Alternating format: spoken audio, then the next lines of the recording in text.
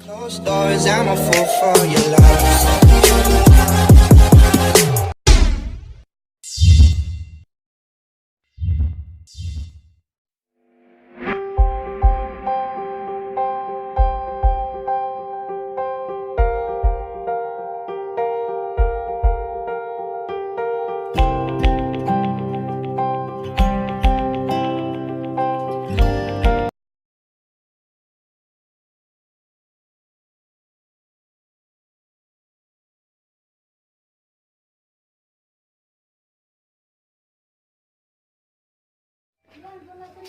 What's up mga tropips? Magandang araw po sa inyong lahat. Ayan, ngayong araw ay magtuturo kami sa inyo kung paano gumawa ng traditional at napakasarap na, ano tawag dito?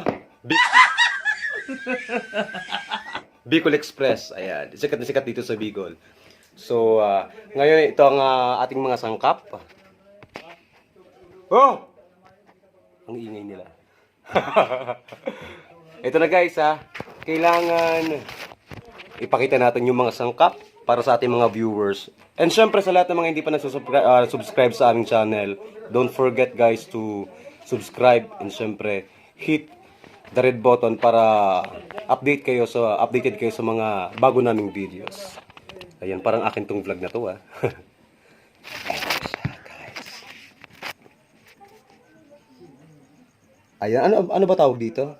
Sibuyas. And syempre kailangan may bawang pampasarap. And kailangan meron din tayong luya. Ano ba sa English yung luya? Ginger ba? Pasensya na mga tropa pips, tanga lang. And syempre meron tayong ano ba to? Alamang. Ayan. Alamang. Ayan, sa Bicol kasi tawag namin dito is alamang. And syempre ang ating karneng baboy. And then syempre kapag sinabing Bicol Express, hindi mawawala ang sili. Yan, alright. Syempre kailangan meron tayong kamatis para sa twist. Yan. And pepe. Ano ba yan? Pepper. Sorry guys. Dahon ng paminta. Ayan. Syempre, ayan, kumusta naman si Judy Ann Santos? Mayroon tayong magic sarap. Ayan guys, magbabalik tayo mamaya para sa pagluto ng ating napakasarap na Bicol Express. Sige po, babay muna. 75 years later. Alright, welcome back mga tropa pips. Ayan, mag-umpisa na po tayo ng pagluto. Ayan, meron na tayong mantika. So ngayon is, nalagay na natin yung unang sangkap. Pagsabay na po natin yung bawang at sibuyas. Ayan. Aray, tumatalsik.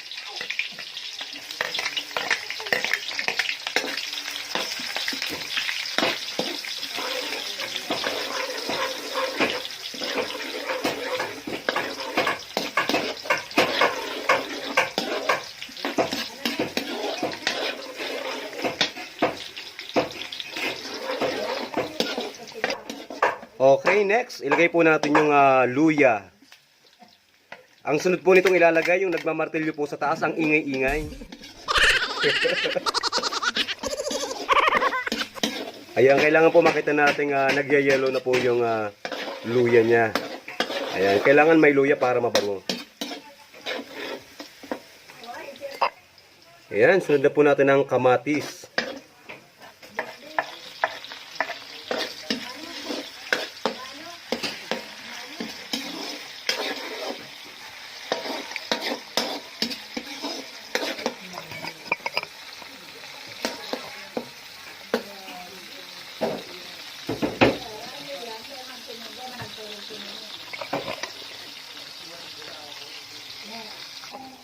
Okay, isunod na po natin yung karne.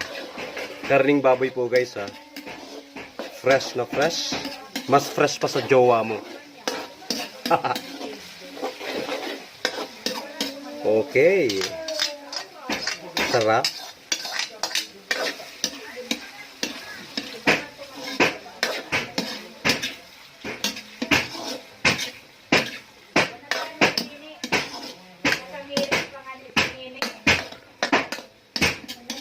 May nagwawala po sa labas. Pasensya na po sa mga nanonood.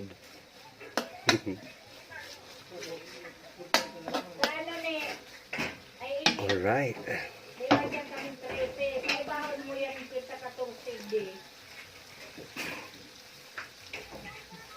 And then ngayon, ilalagay na natin ang paminta. Ayan. At pamintang dahon. Ayan.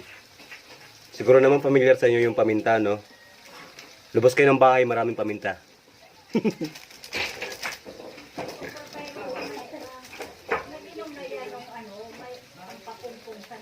Okay, naka-stapler pa. Ayan. Sabi nga ni Senador, sino ba yan, Noy? Lito Lapid bed. Okay, Bicolano lang. Bawal daw ang stapler sa paminta. Kaya kailangan tanggalin. Okay. Ang dami naman nun. Isunod natin yung pamintang dahon. Ayan, para mas lalong mabango yung ating Bicol Express. Laurel.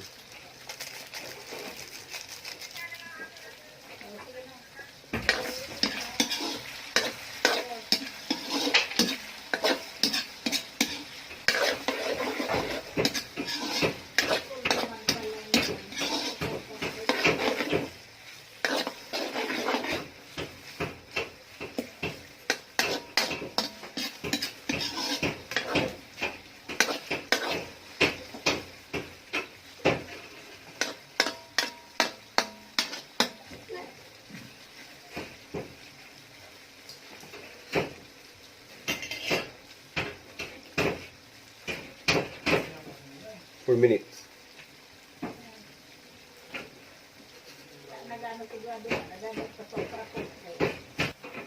So ayan, ilagay po natin ng magic sarap.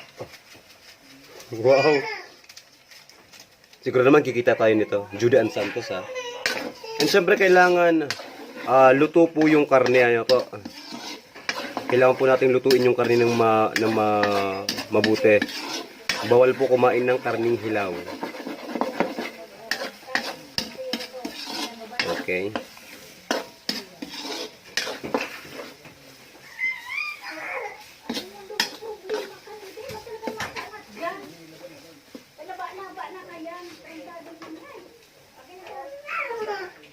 And syempre yung ating sili. Ayan, hindi magiging Bicol expression kung walang sili. Okay, lagay po na natin.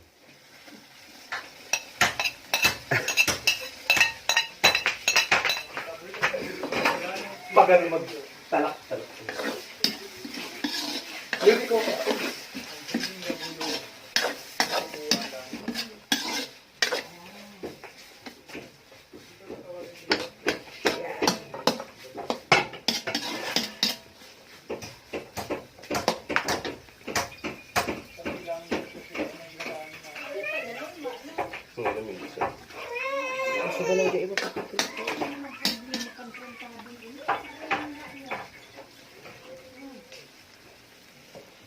Ayan, isunod na po natin ang balaw, ang alamang.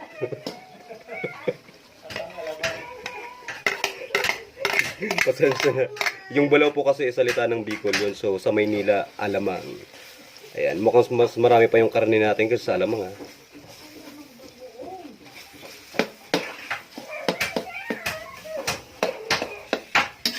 Okay, so kanina po hinugasan na po namin yung alamang. So hindi natin kailangang lagyan ng asin. Baka maging maalat naman.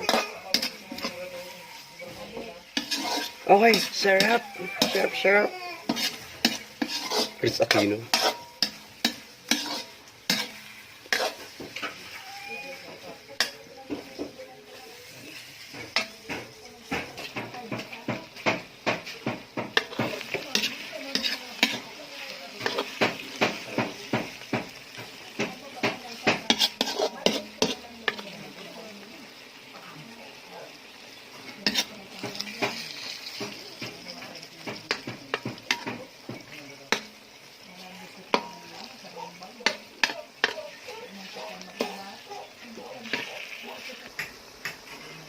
Magdalot pa sa mga palipan.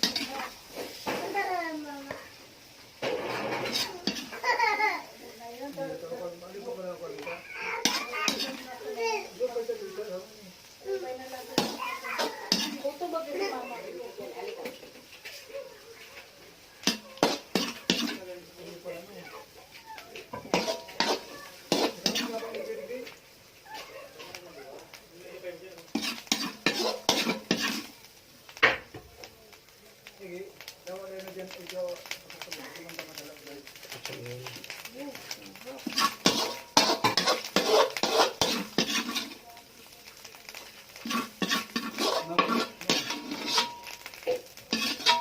few inches later.